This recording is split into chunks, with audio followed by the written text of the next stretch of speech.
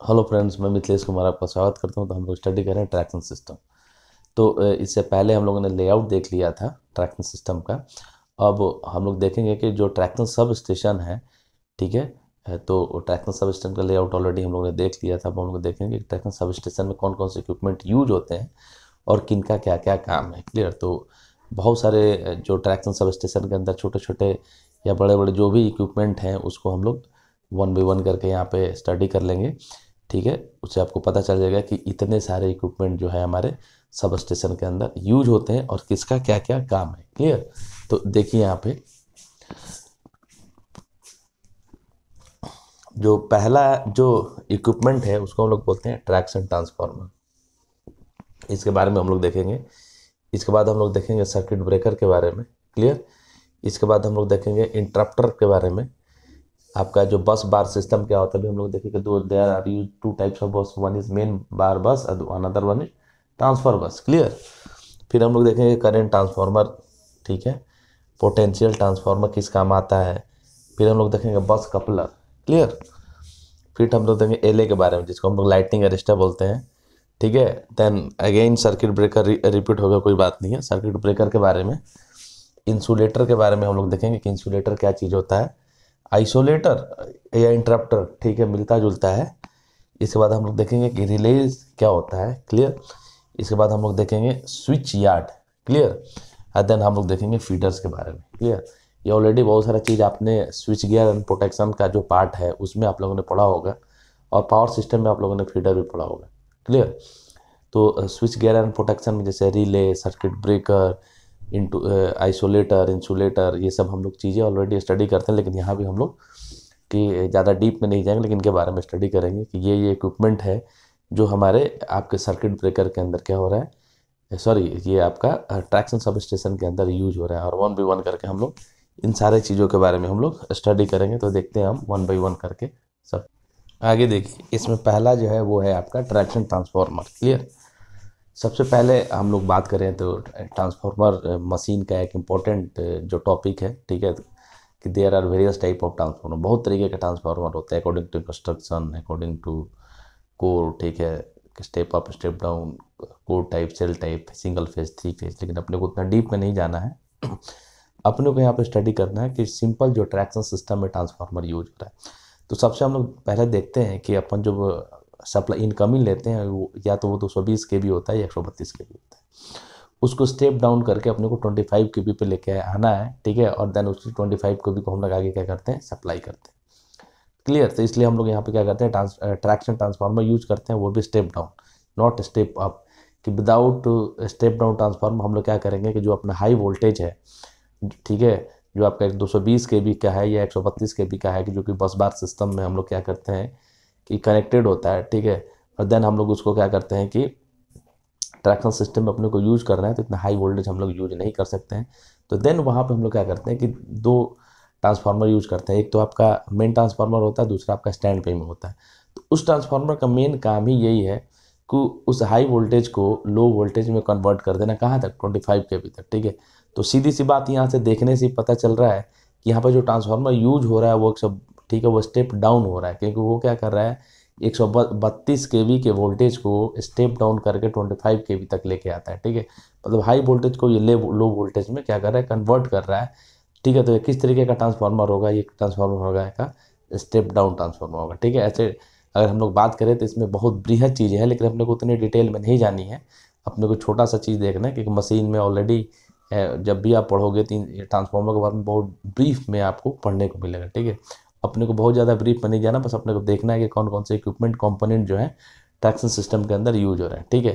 तो यह है आपका पहला ट्रैक्शन ट्रांसफार्मर, ठीक है।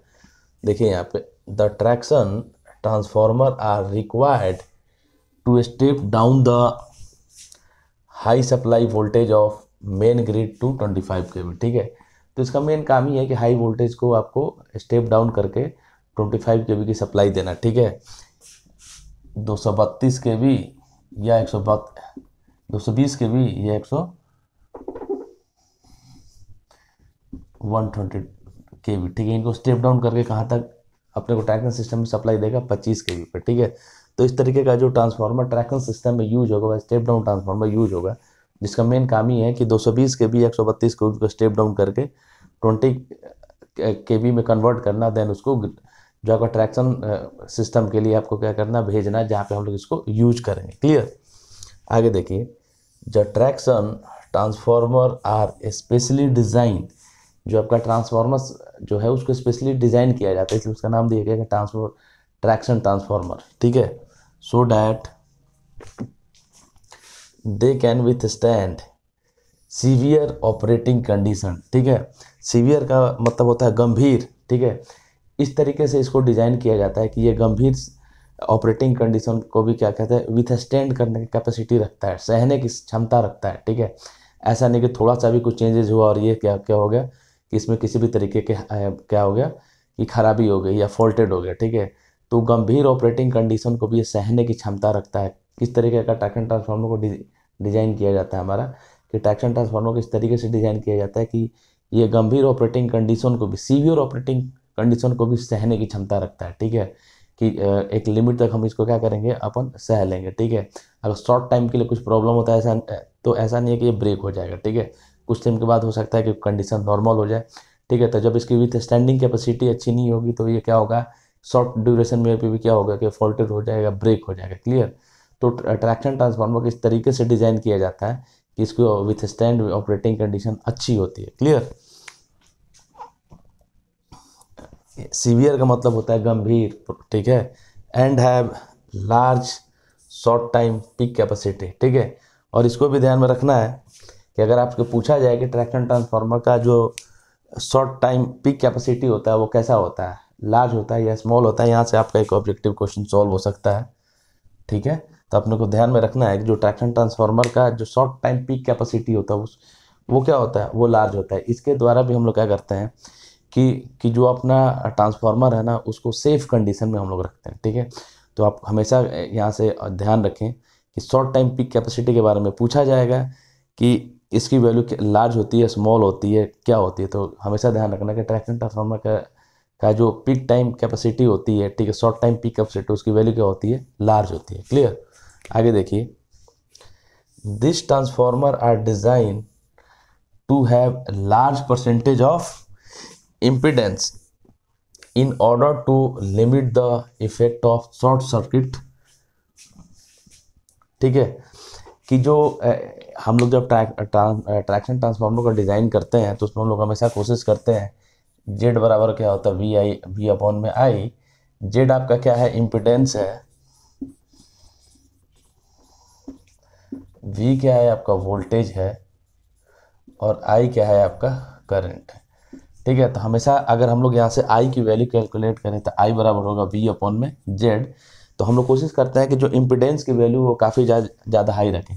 जब इम्पिडेंस की वैल्यू हम लोग हाई रखेंगे तो जो आपका शॉर्ट सर्किट करंट होगा उसकी वैल्यू क्या हो जाएगी, कम हो जाएगी। तो हमेशा ध्यान में रखना कि इस तरीके का जो इम्पिडेंस का ट्रैक्शन ट्रांसफार्मर के अंदर जो परसेंटेज इम्पिडेंस की वैल्यू है उसको हम लोग हाई रखते हैं, why to reduce the short circuit current. ठीक है, इसी चीज़ को मैंने यहाँ पे लिख दिया। क्लियर।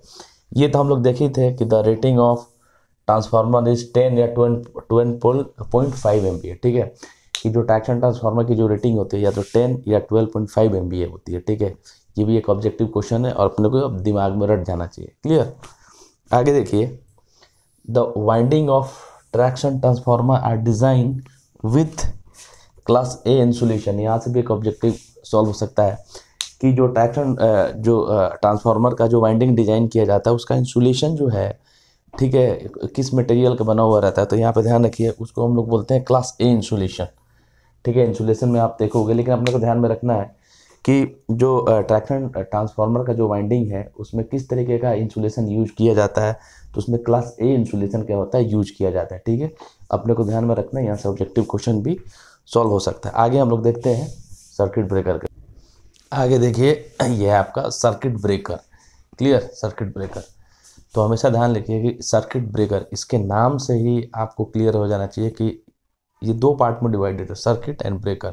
मतलब ये काम करेगा, सर्किट को ब्रेक करेगा। ठीक है, इसलिए इसका नाम दे दिया सर्किट ब्रेकर। ठीक है, सपोज डैट अगर हम लोग बात करते हैं कि ये देखिए इस तरीके से जो हमारा कनेक्शन है, ठीक है, और यहाँ पे बीच में आपका इस यहाँ पे सर्किट ब्रेकर लगा हुआ है।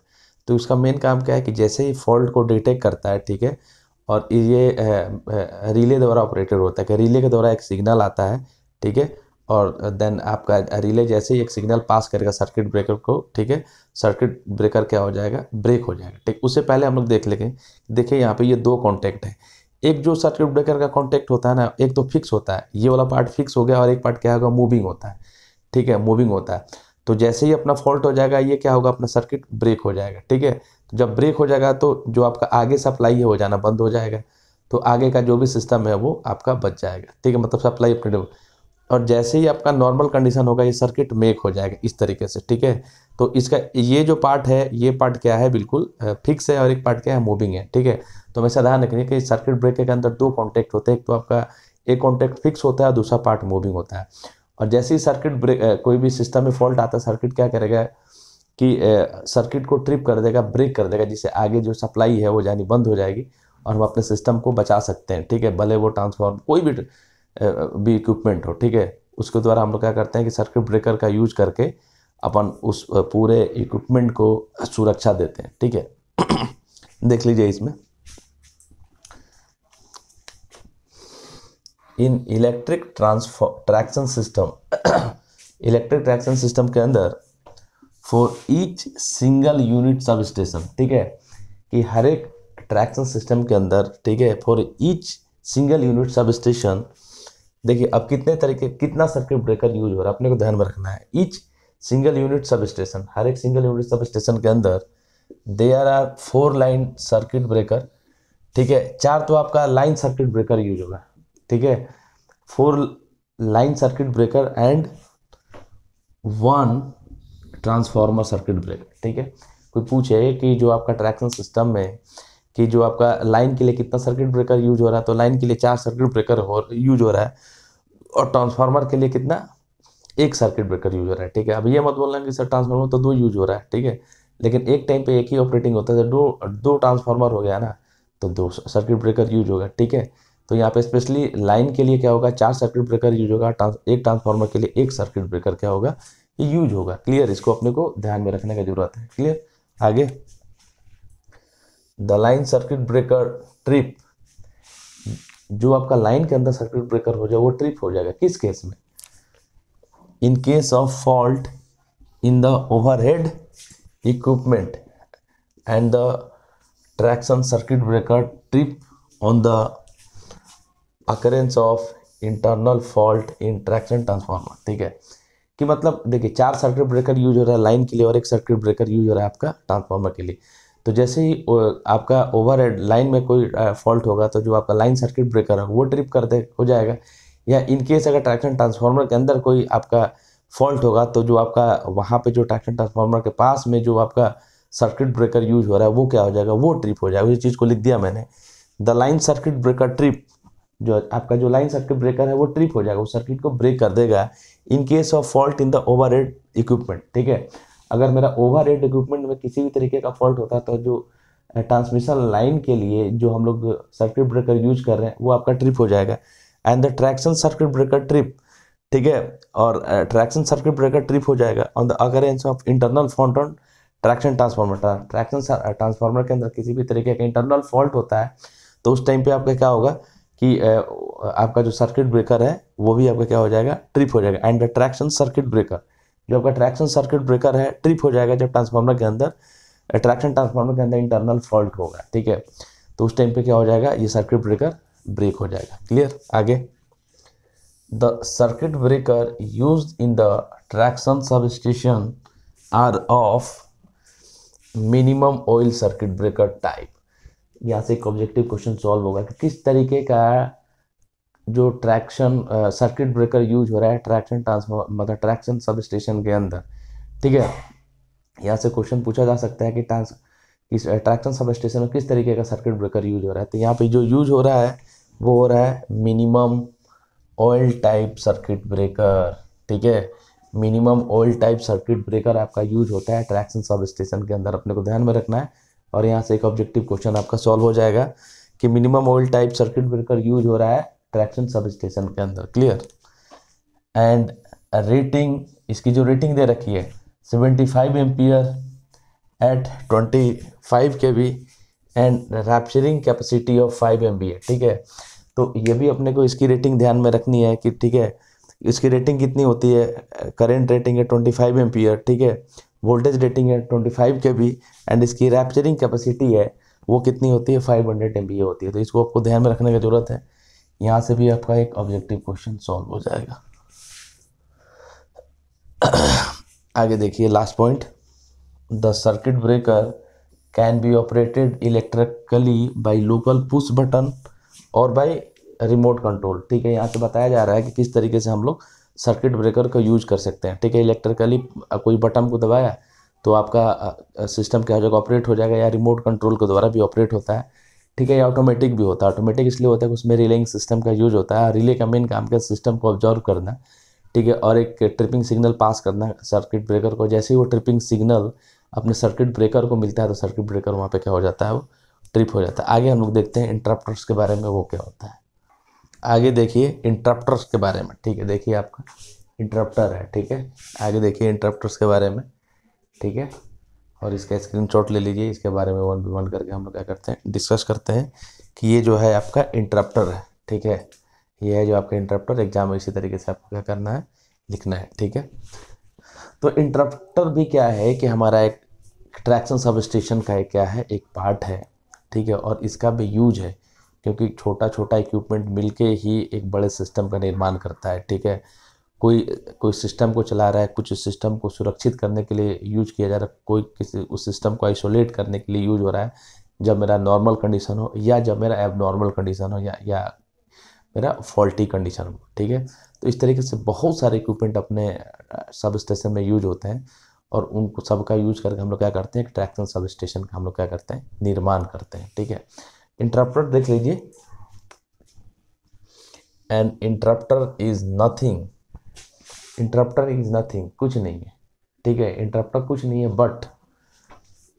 But a non automatic circuit breaker, ठीक है।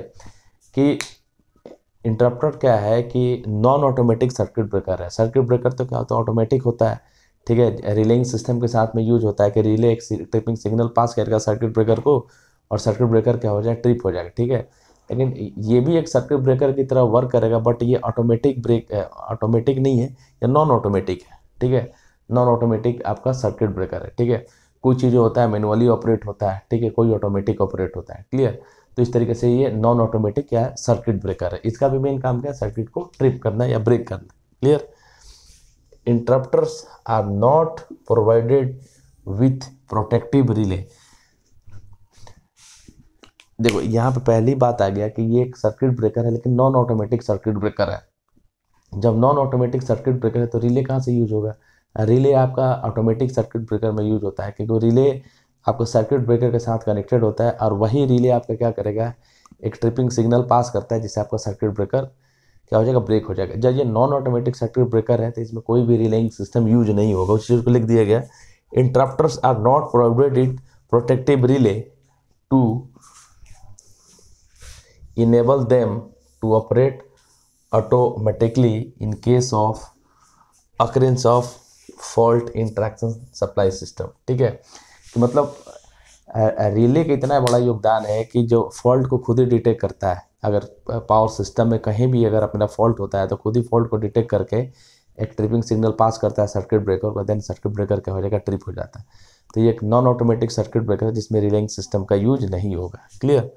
आगे देखिए, interrupters can be operated for opening and closing of overhead equipment. अब इसका मेन काम क्या है कि मान लीजिए कि जो ओवरहेड इक्विपमेंट है ना उसको जोड़ना है, ओपन करना है या क्लोज करना है, उसके लिए इंटरप्टर यूज होता है, मैनुअली यूज कर सकते हैं हम लोग, ठीक है।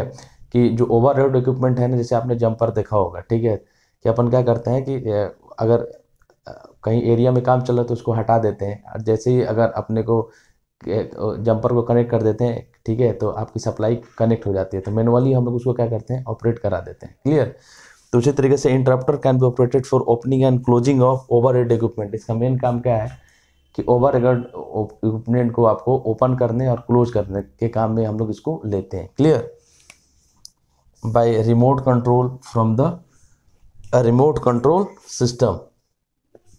However they are mainly provided at, अब देखो यहाँ पे कि इसका मेन काम क्या है कि ओवरहेड जो इक्विपमेंट है उसको ओपन करना है या क्लोज करना है। क्लियर।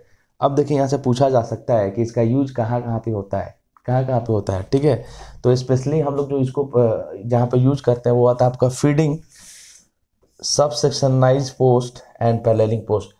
इसके बारे में हम लोग आगे स्टडी करेंगे। फीडिंग सब सेक्शनाइज एंड पैरेललिंग पोस्ट क्या होता है। ठीक है, तो ये समझ जाना कि ये यहाँ पे आपका क्या होता है कि इंटरप्टर जो है आपका यूज होता है। ठीक है, कहाँ कहाँ पे, फीडिंग स्टेशन, सब सेक्शनाइज पोस्ट एंड पैरेललिंग पोस्ट, इन जगह पे आपका जो है इंटरप्टर क्या होता है, यूज होता है। ठीक है, तो अगर हम लोग एक बात हमें समझे तो ये भी एक तरीके का सर्किट ब्रेकर भी होता है, बट नॉन ऑटोमेटिक होता है। और वो सारे सर्किट ब्रेकर होते हैं जिनका मेन काम क्या है, सर्किट को ब्रेक करना किसी भी तरीके से, भले वो ऑटोमेटिक ऑपरेट हो, मैनुअली ऑपरेट हो। ठीक है, तो इंटरप्टर है, इंटरप्ट करेगा। ठीक है, इंटरप्ट करने का मतलब बाधा पहुंचाएगा। ठीक है, बाधा पहुंचाएगा मतलब कि कहीं भी अगर मेरा सिस्टम कनेक्टेड है, ठीक है, तो उसको डिस्कनेक्ट करेगा इन केस ऑफ फॉल्ट। ठीक है, मैनुअली हम लोग या रिमोट कंट्रोल के द्वारा हम लोग इसको यूज कर सकते हैं। इसका मेन काम क्या है कि ओवर जो अपना इक्विपमेंट है उसको ओपन करना, ठीक है, या क्लोज करना। ठीक है, मतलब ब्रेक करना है या मेक करना। ठीक है, तो ये आपका सिंपल सा इंट्रोडक्शन था इंटरप्टर का। क्लियर। तो यहाँ पे जो मेजर इक्विपमेंट थे आपके सब स्टेशन के, जिसमें ट्रांसफार्मर, ट्रैक्शन ट्रांसफार्मर आ गया, सर्किट ब्रेकर आ गया एंड इंटरप्टर आ गया। ठीक है, ये स्पेशली हम लोग ने डिस्कस कर लिए।